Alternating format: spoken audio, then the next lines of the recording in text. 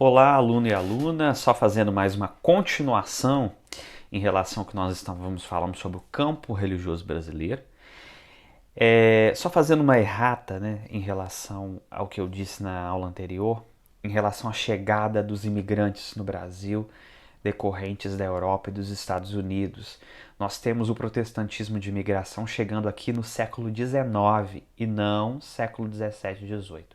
Século XIX, a partir de 1820, mais ou menos, nós temos a chegada aí do protestantismo de imigração. Fazendo essa continuação do campo religioso brasileiro, esse protestantismo de imigração é um protestantismo que não tem caráter proselitista. E vamos dizer assim que até hoje é assim, né? Então, fazendo essa continuação, nós vamos ter esse protestantismo de missão, que vem logo depois, já chega no final do século XIX, início do século XX. Então isso a gente tem que deixar bem delimitado, né? Que o protestantismo de missão, ele é sim proselitista, ou seja, ele vem para as missões justamente, vem com seus missionários para pregar o evangelho, para pregar a boa nova. E professor, como fica então o campo religioso brasileiro a partir desse momento, né? Nós temos então crescimento das igrejas protestantes de missão. Essas igrejas protestantes, como Igreja Batista, Igreja Metodista, né, são igrejas que vão crescer nos centros, né, nos centros urbanos. Esse protestantismo de missão é um protestantismo de missão também que nós vamos chamar de um protestantismo que vem lá um pouquinho da tradição dos primeiros protestantes. Então, o que eu posso dizer? Estão para evangelizar, mas não são proselitistas ao ponto do surgimento das outras religiões que vão derivar desse protestantismo de missão. Nós vamos ter depois as religiões que nós vamos chamar hoje de igrejas evangélicas, derivadas desse protestantismo de missão e desse protestantismo de migração. Hoje são maioria, né? A Assembleia de Deus, principalmente, é um exemplo central nessa informação, porque nós vamos ter a Igreja Assembleia de Deus derivando da Igreja Batista, né? Por quê?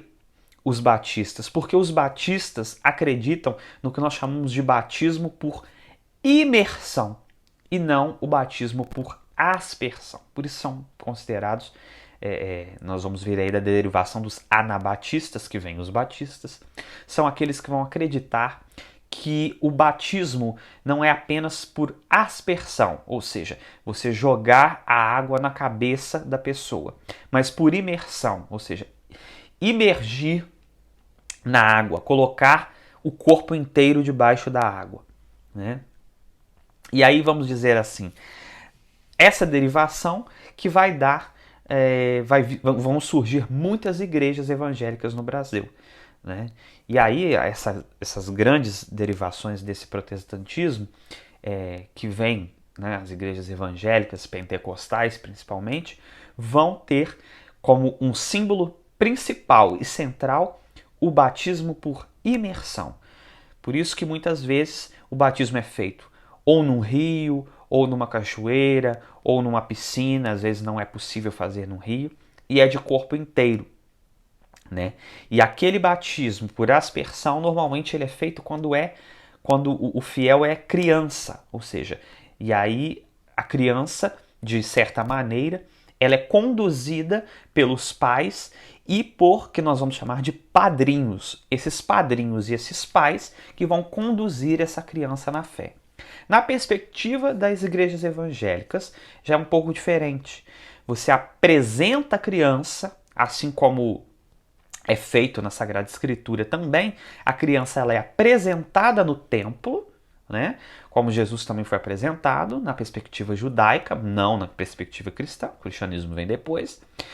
Então a criança ela é apresentada na igreja e posteriormente, com uma idade já mais avançada, lá para os seus 14 anos em diante, a criança tem, vamos dizer assim, segundo as tradições pentecostais, essa criança já tem a ideia de que fé ela vai seguir. Então ela vai professar a sua fé e ela professa e com isso ela é faz uma preparação para passar por esse batismo que nós chamamos de batismo de imersão, ou seja, já é numa idade adulta.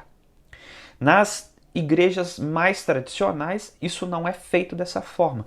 A criança ela é batizada quando criança, né? Isso não só no protestantismo de imigração, mas isso também é uma tradição católica, né? Dentro do catolicismo é a mesmíssima coisa. A criança é batizada. Então, isso é uma das características desse novo protestantismo, que nós vamos chamar de igreja evangélica, pentecostal ou neopentecostal, depois vem o neopentecostalismo, coisa que nós já falamos na aula anterior. No mais é isso, né? Temos um pouco mais de informações para passar, mas isso fica para a próxima aula, para a gente poder condensar isso, né, com informações mais relevantes desse campo religioso brasileiro. Um abraço a todos e até a próxima.